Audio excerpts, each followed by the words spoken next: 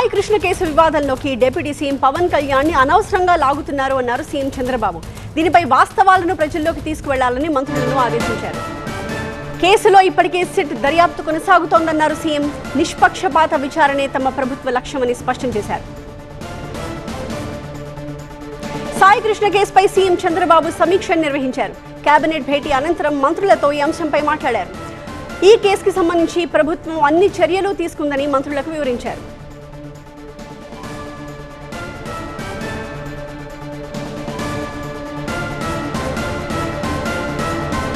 మా ప్రతినిధి ఈశ్వర్తో దీని గురించి మాట్లాడదాం. ఈశ్వర్, సో ముఖ్యమంత్రి సూచనల మేరకు, ఆదేశాల మేరకు ఇకపై ఈ కేసుకి సంబంధించిన విమర్శలన్నింటినీ కూడా ఏ రకంగా తిప్పికొట్టబోతోంది ప్రభుత్వం?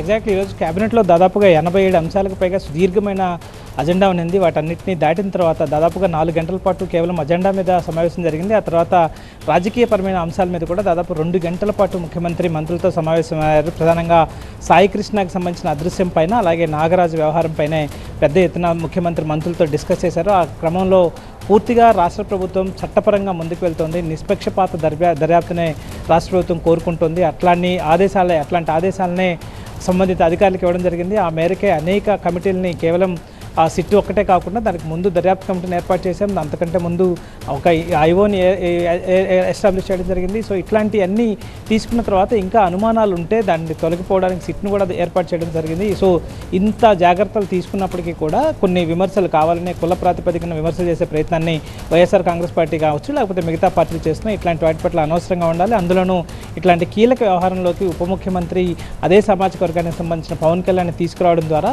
పవన్ కళ్యాణ్ని సామాజిక వర్గంలో బలహీనపరచాలి, దాని ద్వారా రాజకీయంగా లబ్ధి పొందాలన్న వ్యూహాన్ని ప్రతిపక్షాలు పన్నుతున్నాయి. సో ఇట్లాంటి వాటి విషయాల్లో మాత్రం చాలా అప్రమత్తంగా ఉండాలి. కూటమి నేతలందరూ ఐక్యంగా ఉండి దాన్ని ఖండించాల్సిన అవసరం ఉందంటూ ముఖ్యమంత్రి చాలా స్పష్టంగా చాలా సేపు ఈ డిస్కషన్ కంటిన్యూ చేస్తూ చెప్పడం జరిగింది. దానికనే ముఖ్యమంత్రి చెప్పిన తర్వాత మంత్రులు ఆ వ్యవహారాన్ని ఇప్పటికే ప్రారంభించారు. వెంటనే అందులో దుర్గేష్ పాత్రికేయుల సమావేశాన్ని ఏర్పాటు చేసి మరి సాయి కృష్ణ వ్యవహారం పైన ప్రభుత్వం ఎలా స్పందించింది, అలాగే ఇటీవల కాలంలో వైఎస్ఆర్ కాంగ్రెస్ పార్టీ ద్రాక్షారామం వేదికగా వైఎస్ఆర్ పార్టీకి సంబంధించిన కాపు సామాజిక వర్గ నేతలందరూ సమావేశమై వాళ్ళు తీసుకున్న నిర్ణయాలు కావచ్చు, ఇట్లాంటి అనేక అంశాల మీద సుదీర్ఘంగా మాట్లాడడం జరిగింది. సో క్యాబినెట్లో చాలా కీలకంగా ఇదే అంశాన్ని ప్రస్తావిస్తూ సాయి కృష్ణ అదృశ్యానికి సంబంధించి ప్రభుత్వం ఎట్లాంటి దాంట్లో ప్రభుత్వ జోక్యం లేదు, లేకపోతే ఇంకేం రాజకీయాలు లేవు, అది ఒక పోలీస్ స్టేషన్లో జరిగిన వ్యవహారం. సో దానికి సంబంధించి అక్కడ ఏదైనా తప్పు జరిగి ఉంటే వాళ్ళని నిందితులని కఠినంగా శిక్షించడానికి, చట్టపరమైన చర్యలు తీసుకోవడానికి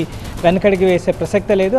అదే సమయంలో ఎవరైతే సిఐ ఉన్నారో సిఐకి సంబంధించి కూడా కొంతమంది మద్దతుదారులు రోడ్ల మీదకి రావడాన్ని, లేకపోతే ఆ వ్యవహారం కూడా క్యాబినెట్లో ప్రస్తావనకు వచ్చింది. ఎందుకంటే ఖచ్చితంగా రాష్ట్రం మొత్తం మీద వ్యవహారం చర్చకు వచ్చే అవకాశం ఉంటుంది. ఇది సాధారణంగా ఇట్లాంటి అసాధారణంగా జరిగే సందర్భాలు కాబట్టి ఆ వ్యవహారం పైన కూడా ముఖ్యమంత్రి మంత్రులతో చర్చించారు. అయితే ఖచ్చితంగా సాయి కృష్ణ అదృశ్యానికి సంబంధించి ఎట్లాగా ఆ వ్యవహారాలు తెలియాలనుకుంటున్నారో, అలాగే సిఐ నాగరాజుకు సంబంధించి కూడా కొంతమంది మద్దతుదారులు కావచ్చు, ఆయన పట్ల విశ్వాసం ఉన్నవాళ్ళు చేసే ఆందోళనకు కావచ్చు, అట్లాంటి నిరసనలకి మనం కూడా దాన్ని చూడాల్సిన అవసరం ఉంటుంది. వాటిని కేవలం పూర్తిగా అణగదొక్కాలన్న ఆలోచన కూడా అవసరం లేదు. యాజ్ ఇట్ ఈజ్గా చట్టబద్ధంగా జరిగే ఏదైతే అనుమతి తీసుకున్నో, లేకపోతే చట్టబద్ధంగా జరిగే కార్యకలాపాల పట్ల ఎట్లాంటి ఇబ్బంది లేకుండా ముందుకెళ్లాలంటగా ముఖ్యమంత్రి సూచించడం జరిగింది. సో చాలా కీలకంగా ఈరోజు కేబినెట్ సమావేశం తర్వాత పొలిటికల్ అజెండాగా సాయి కృష్ణ అలాగే సిఐ నాగరాజుకు సంబంధించిన అంశమే ప్రధానంగా చర్చకు రావడం జరిగింది. అదే సమయంలో మిగతా అనేక కీలక అంశాలు, రాష్ట్ర ప్రభుత్వ ఉద్యోగులకు సంబంధించిన అనేక సంక్షేమ పథకాలు కావచ్చు, లేకపోతే మిగతా అనేక కీలక అంశాల మీద కేబినెట్ చర్చించింది.